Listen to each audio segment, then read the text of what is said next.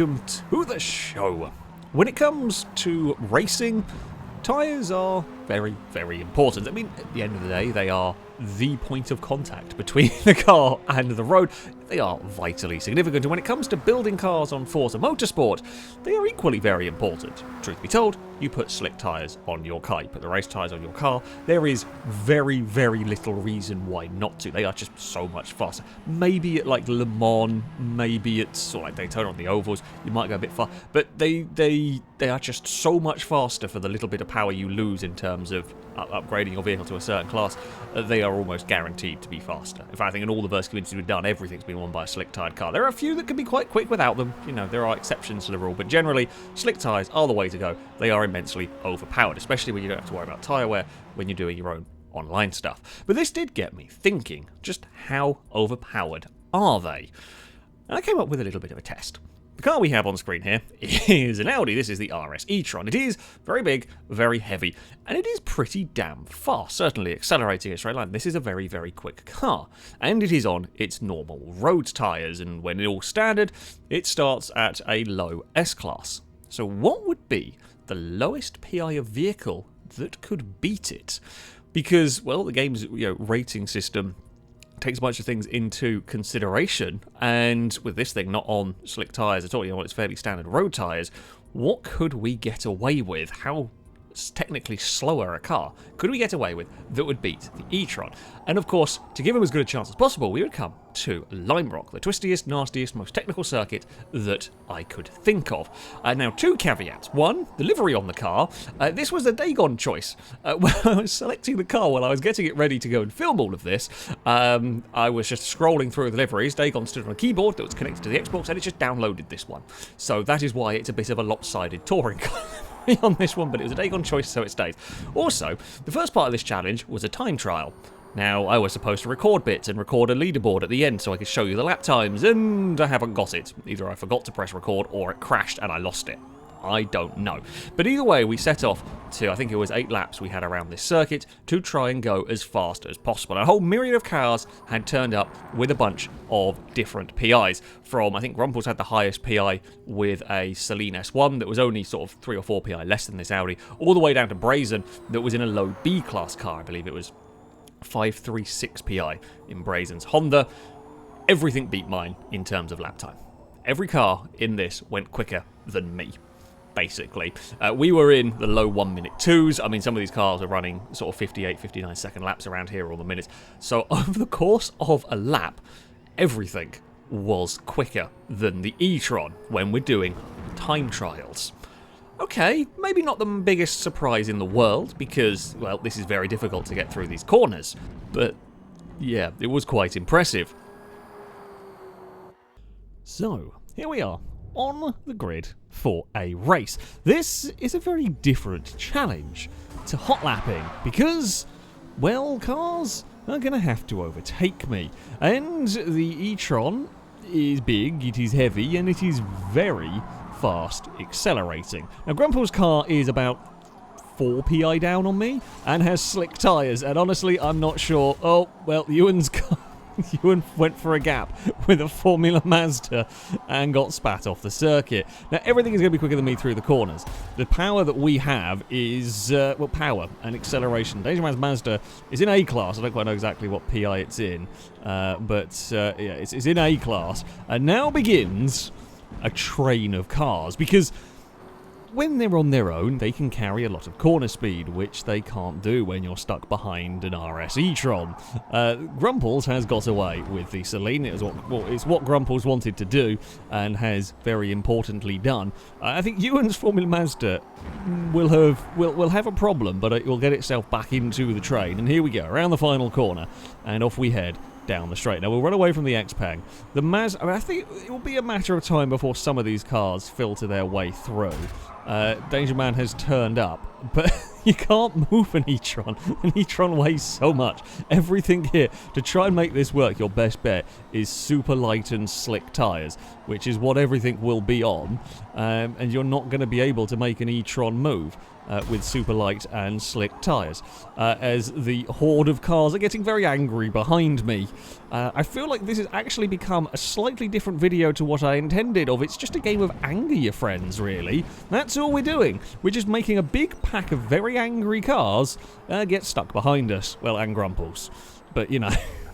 that's fine. Oh dear. Please turn. Audi, you are quite boaty. Certainly quite boaty in this field of super sort of slick-tired, lightweight monsters that are all very busy fighting each other. I do wonder when the Formula... I'm sure the Formula Mazda is going to make an appearance at some point. Here comes the X-Peng to the inside. See, the X-Peng, weirdly, the X-Peng isn't actually complete garbage in this game. It's... contextually not too bad. However, it's very gear limited and there's nothing you can do about it. I think Shadow says 118 miles an hour is all it can do. So yeah, it's not great. The Alpha is here. Hello. I literally can't go any faster around the corners than that. You can go past me there if you want, but I'm about to annoy you because the E-Tron is an absolute monster down here. You can fire it to the inside. I really don't care all that much, because now we're going to come up the hill. Well, I mean, you can even shuffle across. I've got all-wheel drive. It is of no concern for me. I suspect Gliska may not have known what side we were going there. Oh, well, I mean, we're going to try and make a corner at some point through there. Like, at some point we're going to turn. The X-Peg is going to have a look to the inside, and we will once again put our car through there. It's getting busy behind us. Oh, the Porsche's turned up. That thing's going to be quick, actually. That is, again, it's quite high in terms of PI, that one. So that may well be fast enough down a straight that I can't aggravate it, and fast enough accelerating that there's very little I can do about it. The Alfa Romeo is having a look, and then we pull away. And you can't move, you can't even touring car past the E-Tron because it's so heavy. You will, oh, hey Ewan, you will just get sort of stuck. And off we go, down here. Gliska can go defensive. I don't really care because I'm not planning on outbraking you. All I'm planning on doing is outrunning you up the hill with the mighty Audi electric power. Goodbye. Formula Mazda's stuck in that group again. Well, I mean, you can torpedo me through there if you want. I've got an E-Tron out of the way. I'm sorry, but you're going to take a stupid dive. My patience is limited on that one. You know, I don't feel too much sympathy. We're going to have to jump on the brakes. Now, the Formula Mazda is just going to go round the outside of us at this point. Oh, you've got to... You can't turn in on a bloody barge. I'm very sorry, but... Oh, got wheel on the curb. That almost spat us into Danger Man. Ollie is going to go around the outside there, and it will be on the inside for the next corner. I think Danger Man's got too much speed with the Mazda. See, some of these cars, if they can't accelerate well enough, that's when they come undone. No matter how much, all the corner speed in the world is going to not do you any good here. You actually need a little... See, weirdly, well, as I say, it's slightly counterintuitive as it is, you want a lot of grip for lap time, but in a racing situation, that's less useful. Your lap time might be immense, but in the racing situation, this is why this test is tougher here for the build than for the hot lapping in many ways, because you have to kind of make some sacrifices. We can keep the Corolla behind because it's really struggling. Now, Brazen's S2000 is monstrously quick. It's in B class, and I thought it was the S2000. Ignore me. It's a BRZ. Someone's BRZ. Don't know who's in that one. I thought it was the S2000 was catching. Oh, what's that? That looks like a... I thought that was Ewan again. Hello, everyone. Don't mind me. It's getting very busy. Well, we're back to... We are creating the train. It's how this one is going to go. We are going to try and sort of cover the inside and fire ourselves up the hill. And we will once again get away. There's the Formula Master. I knew it was going to be around somewhere. Ewan has had quite the adventure with that thing. I mean, Grumple's strategy was hope that no one else can get past me. Ewan's kind of slightly lower PI than Grumple's. It's the theory that they are high enough PI to beat me and not get stuck in traffic. Ewan, I'll have to, well, I'm going to have to defend into turn one. Not really. I mean, you can dive if you want, but it's just going to go around the outside of us at this point, and Ewan is clear with that. The Mazda, because the Mazda can carry great speed, but it can't carry enough to do that. The MX-5 is going to look around the outside. Now, it will get there, which I'm kind of okay with, because it doesn't slow us down for the exit. We can cut back, and we can do what we have been doing. Oh, but I've really got to slow it down. And here's the thing. I have got to make sure I don't make any mistakes. Single mistake, it's game over for me. It's very, very tense with the E-Tron. Single mistake and it's done, because all we're doing is using brute speed. The Xpeng has pretty much sat and followed us the entire way around here, but it can't pass, because, well, it's got slicks and everything, but it just can't match our straight line speed. So it kind of catches up to the bumper and then struggles to do anything. One more time around, could we hold on to 5th with the E-Tron? It is a very good question. I'm worried about, well, the MX-5 is trying to give us a hurry up through there. We will head into the next corner. Now, the MX-5 might go and do the same thing here. And there's going to be Liam to the inside with the BRZ. But once again, the Mazda's going to do exactly the same.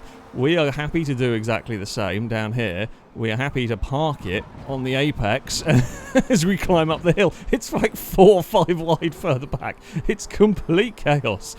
But the E-Tron just proves to be incredibly difficult to pass. They're not able to get close enough through there. Now the Mazda could be dangerous. The final corner is incredibly tough to overtake on.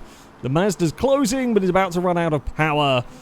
The Audi is going to hold on to 5th in all of that. The train, it formed a mighty train of cars. As you can see from the lap time, the cars released, hissed off into the distance.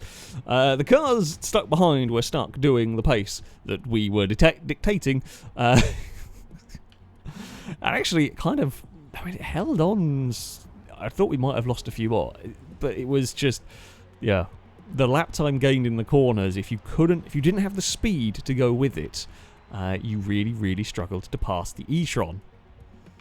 So, for the second race, we have got the grid. Well, the grid is reverse PI with the exception of the E-Tron.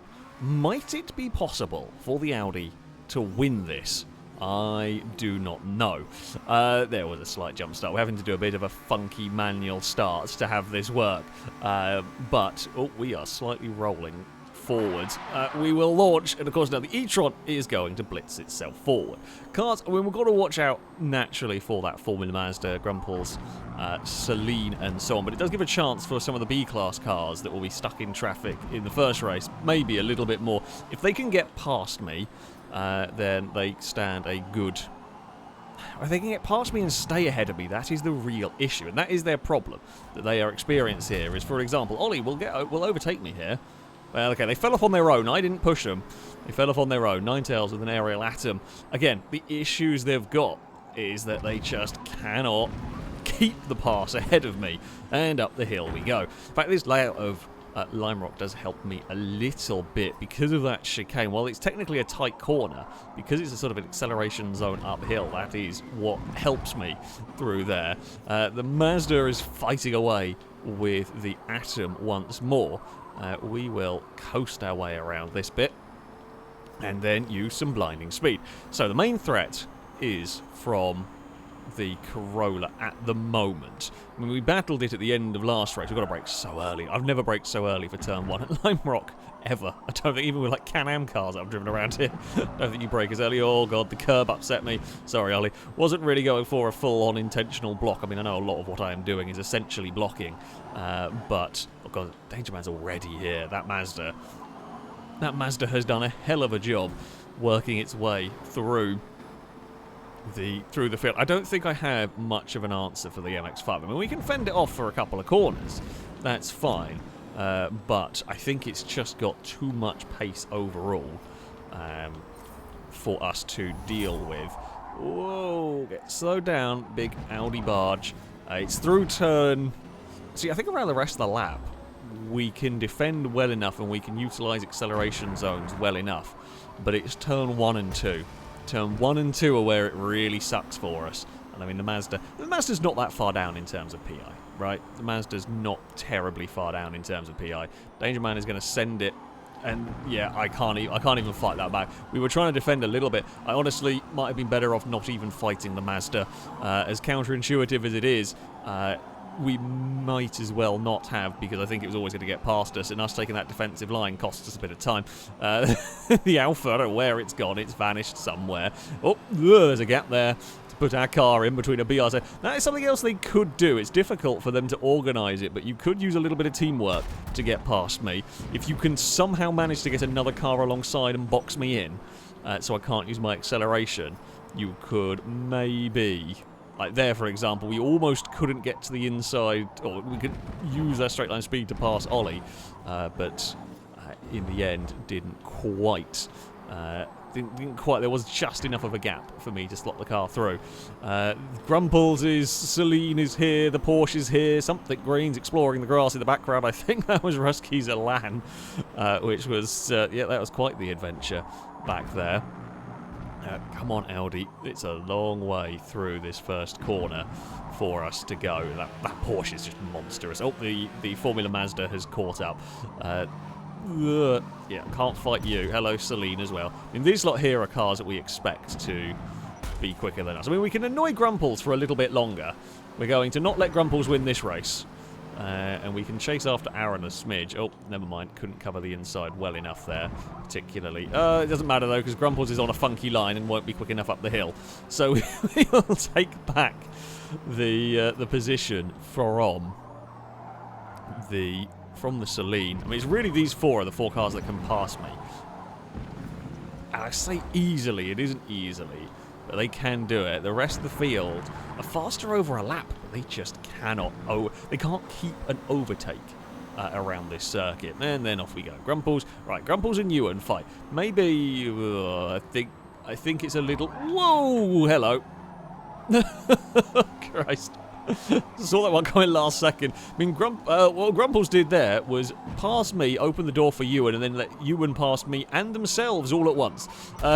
God, I'm trying to turn. I'm sorry, Liam. We're a very boaty car, okay? It's very difficult. And then power. And then we run away. And then we keep ourselves ahead a little bit. Please slow down, Audi. There we go. And then we go on the power again. I mean, this is about the worst case environment for the E-Tron. The saving grace is a little bit that chicane, is that we can just utilise our acceleration getting up the hill. Oh, did not get that turn right whatsoever.